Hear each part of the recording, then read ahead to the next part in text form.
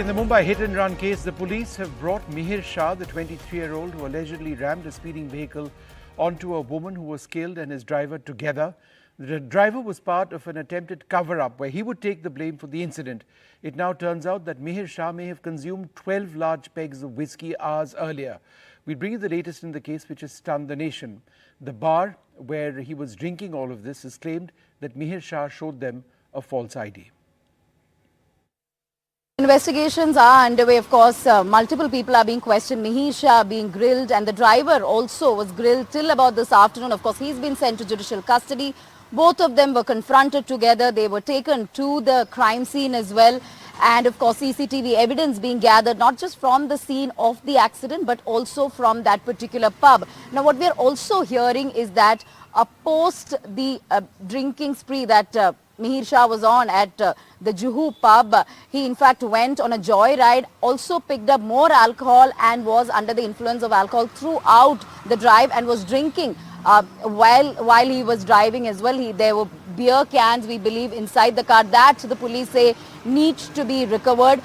So it was not just in Juhu pub, but also post that he consumed alcohol, he allegedly consumed alcohol. That's what the police is saying. So therefore, they need to recover evidence on that front as well as to where those cans of beers are, which is why they had sought the custody of the driver as well, and they wanted both of them to be questioned together and corroborate their versions. But however, driver is now in judicial custody, which means the police cannot question the driver. But as far as Mihir Shah is concerned, his grilling will continue for the next few days. Police would want to unearth what exactly happened during the course of the drive, and also what happened after that. Who helped him destroy the evidence? Who helped him escape? Was it just the family members and close friends? So yes, the questioning will go on for the next few days. Well, joining us now, Praveen Dikshit, former Director General of Police in Maharashtra, Matthew Antony, spokesperson of the Congress, Asif Bhamla, the BJP leader, Sushil Vyas of the Shiv Sena Shinde faction, and the author Tara Deshpande. Thank you all very much for being with us. Mr. Dikshit, let me come to you first. The fact that this young man was on the run for 3 days and therefore didn't have a blood test or a medical examination to gauge his alcohol content, does that make the prosecution in this case that much more difficult? No, certainly getting the evidence as far as the alcohol consumption is concerned, that will be rather difficult. But as mentioned by the reporter just now, the other factors, including the CCTV footage, the statements by other persons, the statements of the bar where he had large pegs, his friends along with whom he had traveled, all these are enough to corroborate, and that will be certainly a clinching evidence, and it won't be difficult at all. Matthew Anthony, I understand and I know what the political statements are, particularly since he was the son or is the son of a Shiv Sena Shinde faction leader, but the Shiv Sena Shinde has actually suspended the father at this case. Do you actually look at this now as a purely a legal matter, the larger issues, or do you believe that this is something which you need to raise, politically against the government? Vishnu, it has to be definitely raised against the government, and I'll lay down the details why we are requesting this to be taken against the government, because the government is still putting all their acts to that of a Bollywood movie rather than acting seriously on the case where the murder charges has not been done to the Mihir Shah, who is a boy who was in the driver's seat, his father, his mother, his sisters, who are all accomplices and co-conspirators. You have a police personnel here who he knows after the incident, the motor vehicle accident incident, they tried to make the entire thing, the driver ran over the body again. They tried to make the entire thing covered up. They didn't stop the vehicle. They allowed that person to die. Then there are also other issues, which I would like to bring to your attention. The vehicle was on a temporary registration. This was under the name of one Rajesh Vasant Doshi, and it was registered in May 2016. But the vehicle was under a temporary registration, MH48 AK4554, which is under the RTI. Then the vehicle's insurance policy has expired on May 16, 2023. The vehicle's pollution, PUCC, was also expired by September 5, 2023. And this accident happened on July 7.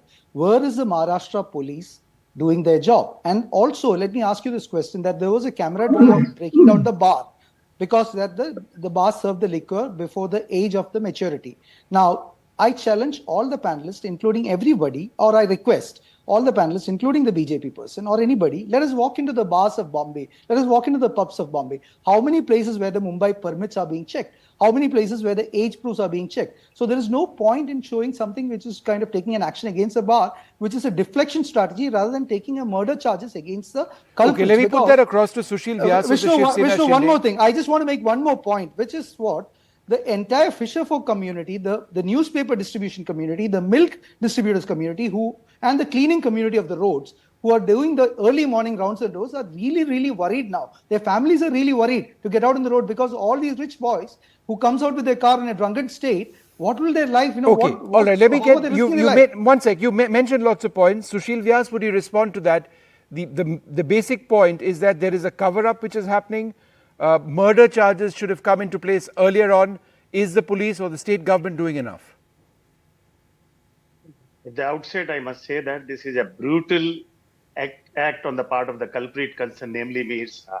Nobody is supporting him, nobody is appreciating that, and he should be brought to the law as any other accused, and then no discrimination will be there. That assurance on behalf of my leader, Eknath Shindeji, and my party can always be given. As far as the affiliation of his father with party will definitely is not going to affect in any manner whatsoever. That is just assured. Now come to the charge. Mr. Anthony, on 1st July 2024, the new laws, criminal laws are now implemented in this country. Now, the sections under which the Mihir Shah is charged is 105, red bit 238 of new act, that is Bharatiya Nyaya Sahita, which has replaced Indian Penal Code with effect from 1st July 2024. Now, what is 105? Culpable homicide not amounting to murder. If you just read one line, then things are different. If you read the entire section 105, the first line is the person concerned who is committing this crime with intention to cause death, or when he causes death, then he will be punished with the life penalty, life imprisonment. So what else you want? A life imprisonment nowadays, not 12 years. Life imprisonment still, you will be in prison till your last breath. So, and then that is a question of intention, has to be decided by court of law. There is a trial court. Now, accordingly, police is compiling all admissible evidence which can be put before the court in form of a report. Once report is filed, court is always free to frame charges under another sections. So once let that stage come, and nobody is affecting, nobody is influencing, nobody is taking side of me, and everybody, including Shiv Sena and our leader, we are condemning this act of, this is a brutal murder. All right, so what you're saying is that the new laws will make it very difficult, prosecution will take place. Tara Deshpande, what is perhaps most shocking is the brazen manner in which this was all done. This is the second such incident in Maharashtra in recent times. The fact that somebody drinks 12 large whiskies, a bar serves him, he gets onto his car, goes on a joyride, apparently drinks some more, drags the body for 1 kilometer, tries to get his driver to save him. It's just, it's not perhaps just one person, but it's systemic of a larger system which has failed at so many levels.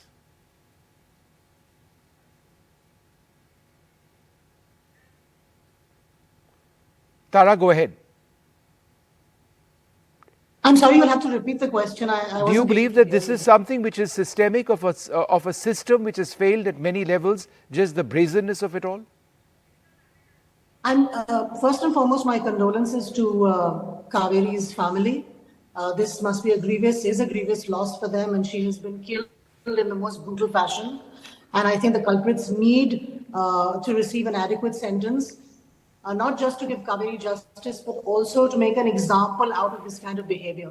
You know, I grew up on Marine Drive, and I cannot tell you the number of such accidents that have ended in fatalities that I have personally witnessed, be it on New Year's Eve or be it on any other day. People driving in the wrong direction, people speeding without any care whatsoever, and of course, many drivers who are inebriated.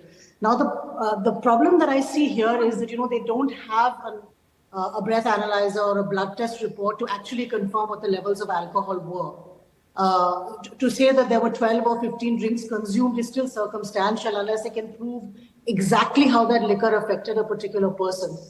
The other two issues that come up at this time, which I think affect the public at large, one is that the bar said that the ID was fake, but the ID they were given showed he was 27 years old. Now, we need a better method for people to be able to verify an ID. I mean, there are more fake IDs doing the rounds in Mumbai than there are dengue mosquitoes. Right. We've lost that signal. And, Yeah, we go need ahead. some maybe online software where a bar can be authorized to check. Tara, we are losing your signal. Let me take that across to Mr. Bhamla. We'll come back to you as we stabilize that signal. Mr. Bhamla, in terms of something meaningful which can be done, other than just talk shops like this, on the ground, how soon, and can it be implemented, at a mass level?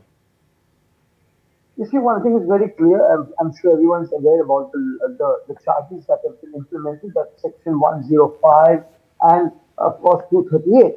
But let me tell you one thing very clearly. The government, whichever government, today it's ours, tomorrow it could be anybody. No governments can decide this. It's the courts who decide this. And if somebody is saying that the governments are trying to influence the courts, I think that's something very foolish and that's something very basic. Now, let me tell you that the government is trying its best to have a watertight case because such cases attract media attention. Which political party which is in power would like to risk for something like a Mihir Shah's father? I don't know because I don't belong to that party. So, whatever position he must be holding doesn't look like a very big or a very tall leader of the party. Which chief minister will rescue or risk his position for someone who's an ordinary worker?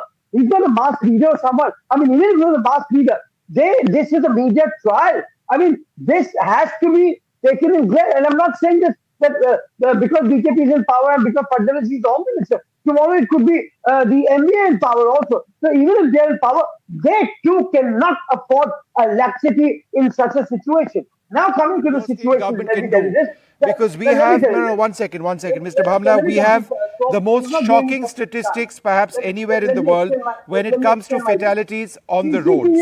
The number of people who die in our major cities is out of control. It's been this way for decades now. Rather than taking pot shots at the Congress or the Congress taking pot shots at you, what can you actually do to make our roads more secure and when? It's a question of accountability at many levels for governments. So I'm asking you, give me 5 points or 4 points or even 3 points which will be implemented in the next finite period of time. What are they? Yeah. So let me tell you this, police is trying its level I'm best. asking you, Mr. Bhamla, what do you believe as a member of the BJP are 3 steps which need to be taken in a finite period of time?